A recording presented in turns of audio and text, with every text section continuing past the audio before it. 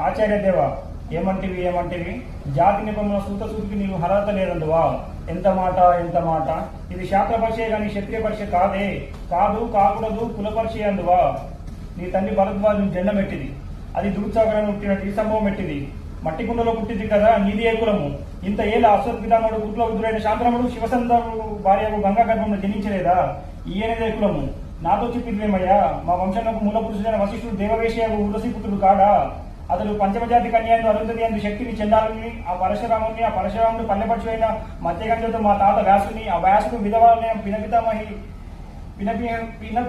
అంబాలికతో మా తండ్రిని, పినపితామహి అంబాలికతో మా పినతండ్రి పాండురాజుని, మా ఇంటి దాసిచే ధర్మ నిర్మాణపరుడైన మీతో కీర్తింపబడుతున్న ఈ విద్రుదేవుని కనలేదా? ఈయనదే కులము. సందర్భానుసరణ బట్టి క్షేత్రబీజ ప్రాధాన్యంతో సంకరమైన మా కురువంశము ఏనాడో కులహీనమైనది కాగా నేడు కులము అని వివిధ వాళ్ళు ఎందుకు?